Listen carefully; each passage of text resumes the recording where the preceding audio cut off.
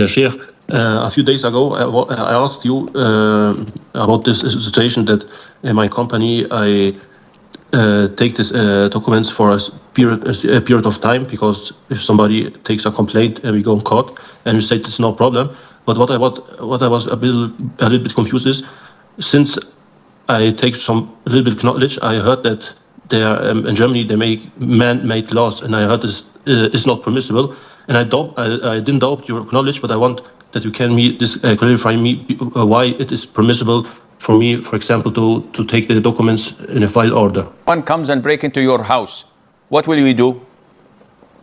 I will stop the man. If you can't, will you call the police? I don't know if this is permissible. Tell me, so that I can visit you and tell everyone to visit your home and to break into your house. You have to be crazy if you ask such questions and you're in doubt.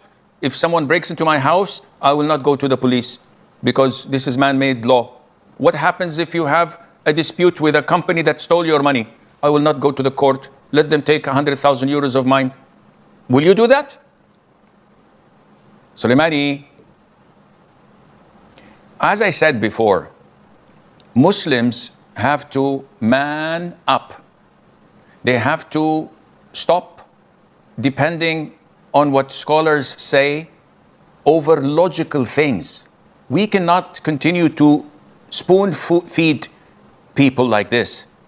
You have to deal with the university, man-made law. You have to deal with work, man-made law. You have to, if you don't have a job and you're laid off your work, the government give you benefits, man-made law. When you stop at a red traffic light, why are you stopping? It's not in the Quran and the Sunnah.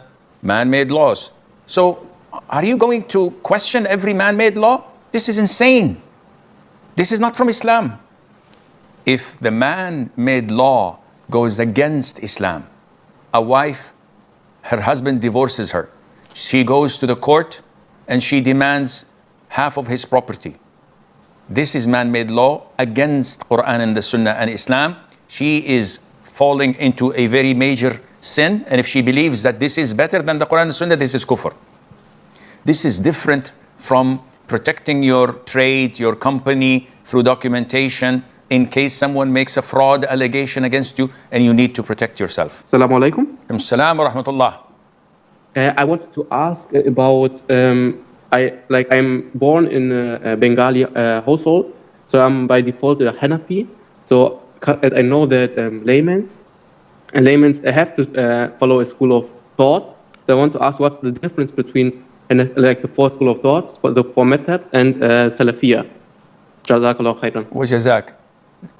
A layman is not obliged to follow a school of thought simply because a layman cannot differentiate between the different opinions. So let's go to a Hanafi school of thought.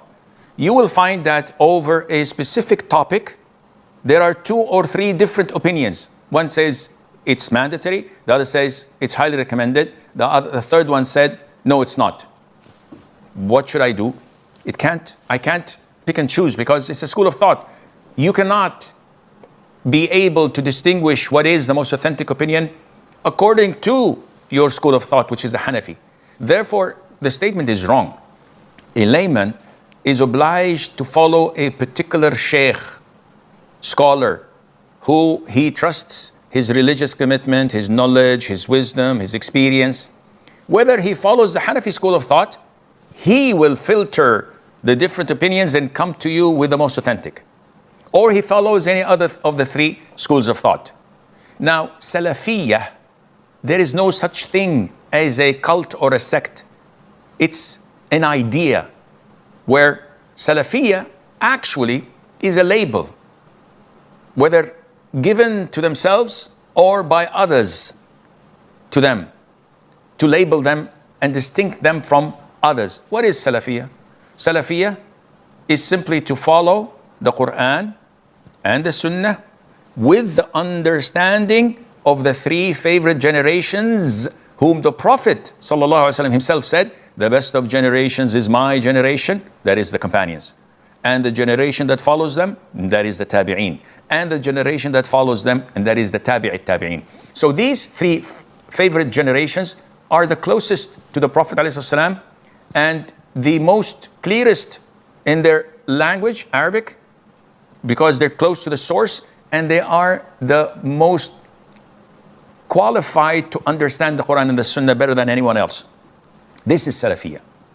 It is not a cult.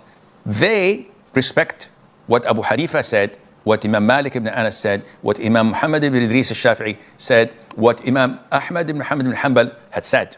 They respect all of those, but the difference is that they look into their specs, their glasses, to filter whatever they said with the Quran and the Sunnah, with the understanding of the three favorite generations. So what coincides with the Quran and Sunnah, they follow that and say, yes, Abu Hanifa said that. And they have no problem. But if Imam Ahmad said something and the Quran and the Sunnah goes against it, they put it aside, respecting Imam Ahmad, respecting Imam Shafi'i or Malik, while following the Quran and Sunnah. It's as simple as that.